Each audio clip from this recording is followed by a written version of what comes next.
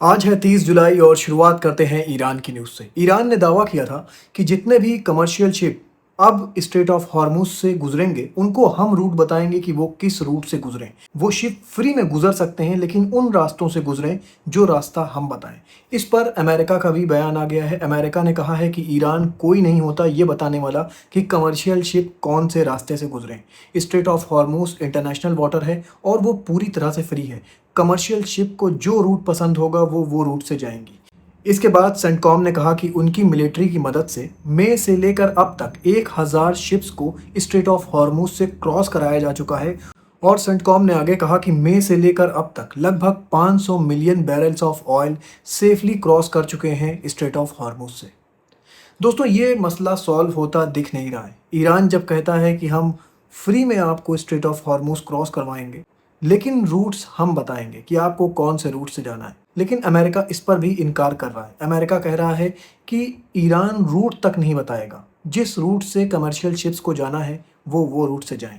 दोस्तों, ईरान इसलिए कह रहा है क्योंकि ईरान ने स्ट्रेट ऑफ हॉर्मुज में माइंस लगा रखे हैं और वो अभी माइंस निकालना नहीं चाह रहा है। और अमेरिका का ये कहना है कि जितने भी माइंस लगे हुए हैं स्ट्रेट ऑफ हॉर्मुज में वो निकाल लो, ताकि कमर्शियल शिप्स जिस रूट से जाना चाहती हैं उस रूट से जाएं।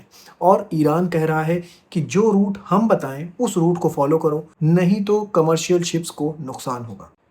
इजिप्ट के डमीटा पोर्ट पर अमेरिका के एक एलएनजी टैंकर को निशाना बनाया गया। बताया ये जा रहा है कि इस एलएनजी टर्मिनल पर अमेरिका का ये गैस स्टोरेज टैंकर खड़ा हुआ था, जिसको ड्रोन से निशाना बनाया गया। इसके बाद बताया ये जा रहा है कि इस एलएनजी टर्मिनल में आग लग जाती है।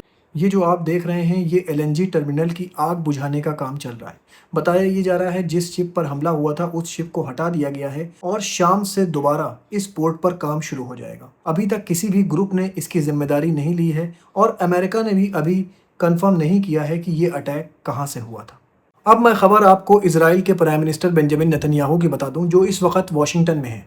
उनकी मुलाकात हुई अमेरिका के सेक्रेटरी ऑफ वॉर, जिनका नाम है पीट हेग्सेक। उन्होंने कहा कि हमारी पीट हेग्सेक के साथ बहुत इंटरेस्टिंग कन्वर्सेशन हुई, जिसमें उन्होंने कहा कि पीट हेग्सेक ने मुझको बताया कि बहुत सारी कंट्रीज़ हैं जो हमारे साथ फाइट करना चाहती हैं मिलकर, लेकिन उनके पास कैपेबिलिटी नहीं है। और बहुत सी कंट्री ऐसी हैं जिनके पास कैपेबिलिटी है लेकिन उनके पास विल नहीं है। सिर्फ एक एलाय हमारा ऐसा है जिसके पास कैपेबिलिटी भी है और विल भी है, और वो है इजराइल। ये कहना था इजराइल के प्राइम मिनिस्टर बेंजामिन नेतन्याहू का। अब मैं एक खबर और आपको इजराइल से बता दूं। इजराइल का जेरूसलम पोस्ट लिखता है कि ईरान ने अपना जितना भी इनरिच यूरेनियम है वो पिकैक्स के माउंटेन्स में छुपा रखा है। पिकैक्स के माउंटेन ग्रेनाइट के माउंटेन है ईरान में, जिसमें बताया ये जा रहा है कि ईरान ने किसी तरह से अंदर रास्ता बनाया है और उन रास्तों के अंदर ही एक बहुत बड़ी फैसिलिटी बनाई है और उस फैसिलिटी के अंदर ईरान ने अपना इनरिच यूरेनियम रखा है। लेकिन इसी के साथ इजराइल ने कहा कि जिस तरह से हमने हमला किया है ईरान के ऊपर, ईरान का जो न्यूक्लियर प्रोग्राम है वो बहुत पीछे चला गया है, लेकिन वो पूरी तरह से डिस्ट्रॉय नहीं हुआ है और हम दोबारा हमला करने के लिए तैयार हैं अगर ईरान अपना न्यूक्लियर प्रोग्राम दोबारा शुरू करता है या अपनी मिसाइल ताकतों को बढ़ाने की कोशिश करता है। मैं आपको एक बात बता दूं, ईरान अपनी मिसाइल ताकत तो लगातार बढ़ा रहा है। उसने ये बात कही है कि वो न्यूक्लियर वेपन नहीं बनाएगा, लेकिन दूसरी तरफ उसने ये भी कह दिया है कि वो अपनी मिसाइल ताकत को जितना होगा उतना बढ़ाएगा। अगर आपको कंक्लूजन ऑफ द स्टोरी बताऊं तो ईरान के लीडर ने साफ कह दिया है कि न्यूक्लियर बम हम लोग नहीं बनाएंगे, लेकिन मिसाइल में हम लोग कोई नेगोशिएशन नहीं करेंगे, क्योंकि मिसाइल ही प्रोग्राम हमारा एक ऐसा प्रोग्राम है जिसने ईरान को अब तक सेव करके रखा हुआ है। देखिए दोस्तों, इसमें आगे क्या होता है। ईरान ने आज एक वीडियो जारी किया है जिसमें दिखाया है खार्ग आइलैंड पर जितने भी आईआरजीसी के सोल्जर हैं वो अपने धीरे धीरे पोजीशन ले रहे हैं और कह रहे हैं कि अगर अमेरिका इसको इन्वेड करने की कोशिश करता है तो यहीं पर उन सोल्जर्स की कब्रें बना दी जाएंगी। दोस्तों, ये कहना है आईआरजीसी का। ये ईरान इसलिए कह रहा है क्योंकि कुछ दिन पहले डोनाल्ड ट्रंप का बयान आया था जिसमें डोनाल्ड ट्रंप ने कहा था कि हज़ारों सोल्जर्स बिल्कुल रेडी हैं जो कि ईरान में जाएंगे और पिकैक्स के माउंटेन से यूरेनियम निकाल कर लेके आएंगे, ईरान का जो इनरिच यूरेनियम है।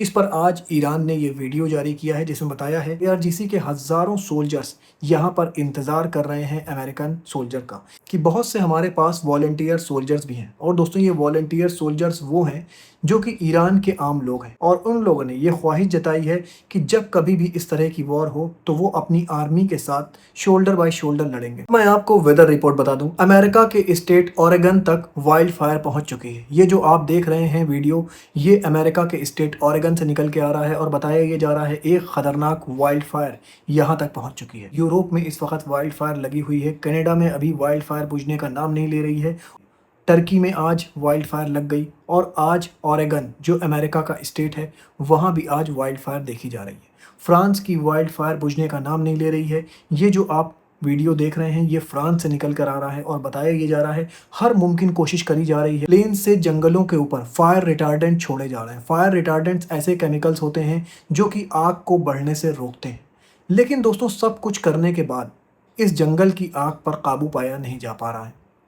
देखिए दोस्तों इसमें क्या होता है, मैं ऐसे ही खबरें लेकर आपके पास आता रहूँगा और आपको दुनिया भर की खबरों से रोशनास कराता रहूँगा। अपना बहुत ख्याल रखिए और मुझे भी अपनी दुआओं में याद रखिए।